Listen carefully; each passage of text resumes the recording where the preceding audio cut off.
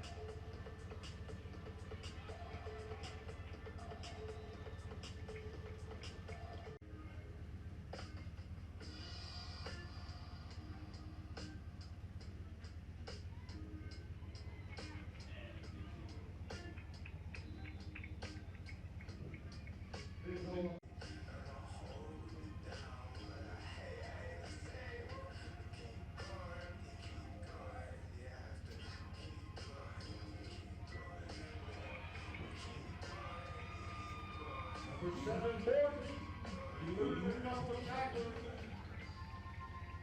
Sprints to the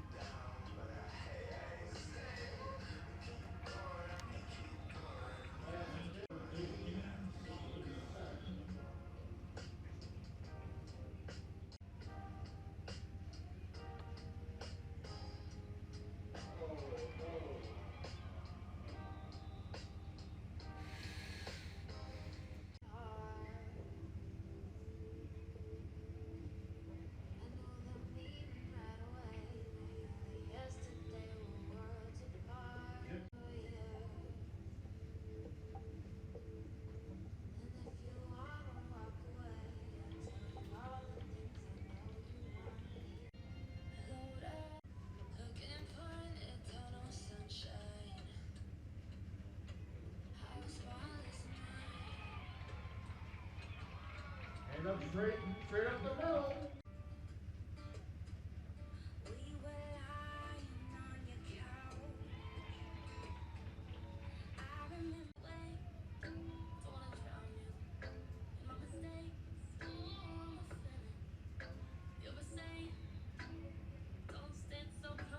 Great pass.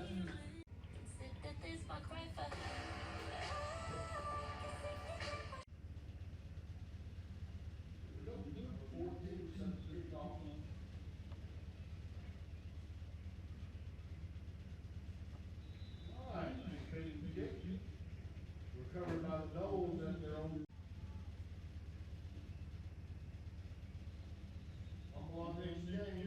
Lashley joins us as ATB starts now. Will of the Capitol Wrestling Center, the wrestling historian nerd in me thinks it's the coolest. Just any nod to history because we have such a rich, deep history in this audience with the video boards above. It truly gave it kind of that underground fight club sort of feel. I really, really enjoyed looking at it.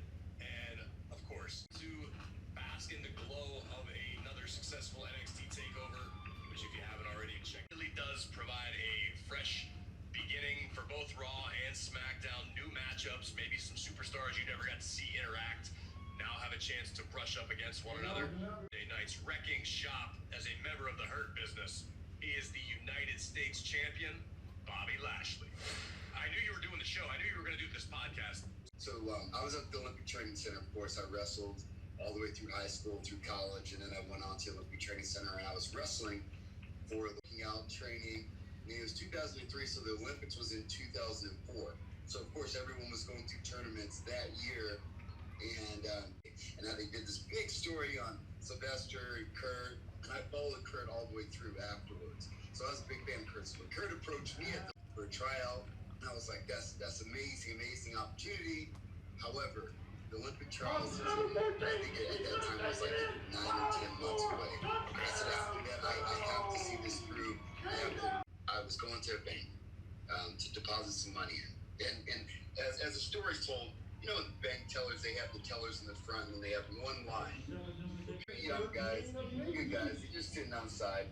And I'll come back to that story, which is stupid, but didn't think nothing of it. Down on the ground, like, holy, like, what's going on? You know, I was freaking out there for a second. When I kind of came to a little bit, so when I was down on the ground, I was like just so tense, and then boom, I heard another shot, and I started moving forward a little bit, and I was, no, be still. It was like the quickest time, but the slowest time at the same time. It's weird. Like I'm sitting there tense, and I'm almost feeling like I want to press myself to the floor, almost that tense, like just to disappear. And then I'm sitting there like, is everybody okay? Because the guys had already did what they needed to do, and they got out of there. Right. So he came and he locked the door, so he locked everyone in, and he turned around and he was like, is everyone okay? Is everyone okay? And this, you know, my knee was so huge, I had to go to the hospital a couple days later because I tried to ice it. I thought, I could fix this and get back to practice, but swelling wasn't going down in front of me. And then I guess he shot at another lady later on because she had her hands up and then she kind of dropped it. Yeah. So we thought that she was basically going to reach. The first few weeks, you know, you really can't do anything because it was a pretty bad surgery. They put me in a straight leg cast, so I couldn't even bend my knee. Went to the surgery after. Oh, that's you never ever want to hear that from a doctor. When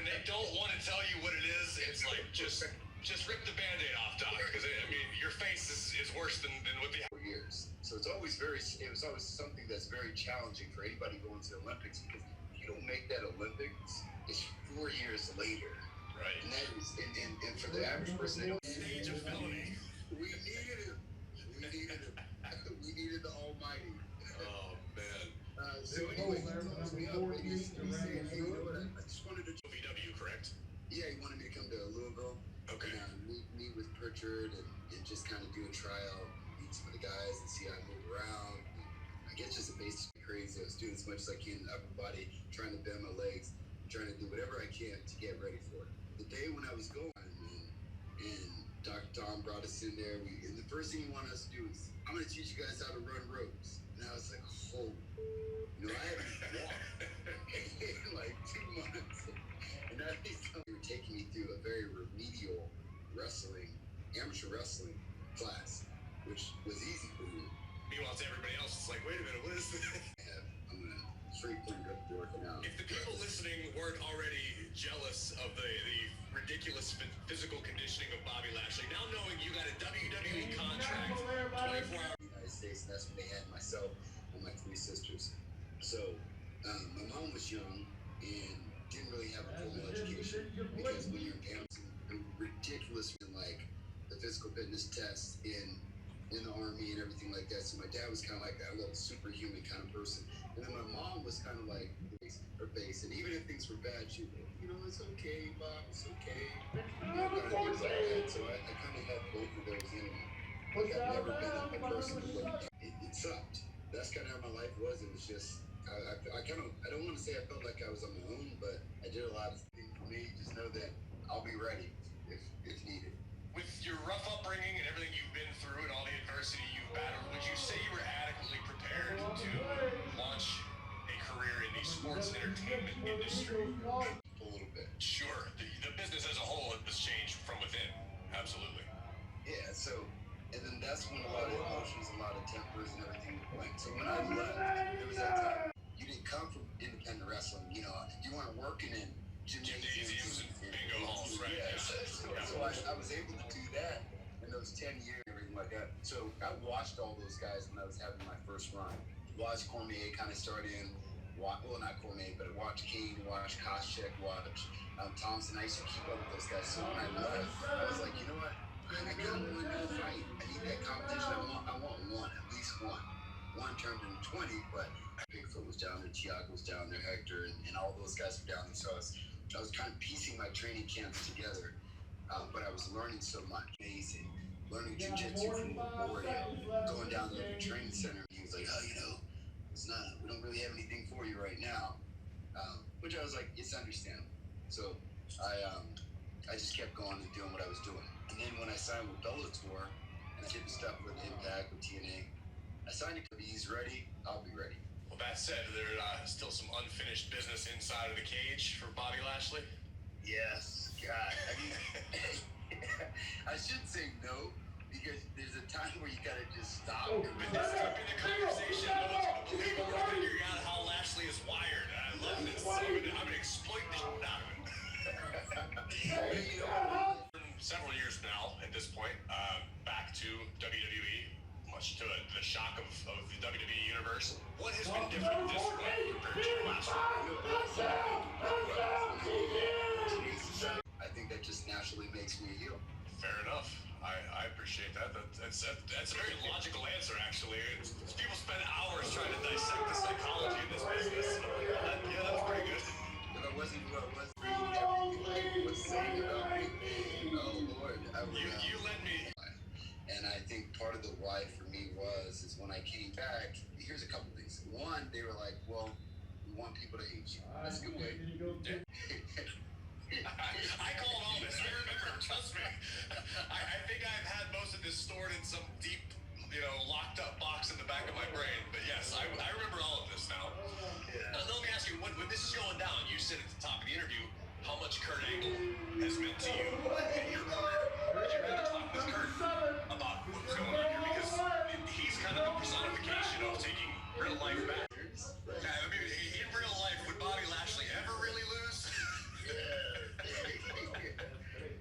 So, and ultimately, they have an opportunity to use me the best of their ability if they want to. If they choose not to, that's their deal. he's like, I have a show and I have all these characters for this show. This guy we really can push and have that one match that my son, because he had a son, and his son didn't see him wrestle. So I think me and MVP and Sheldon were kind of all in the same boat.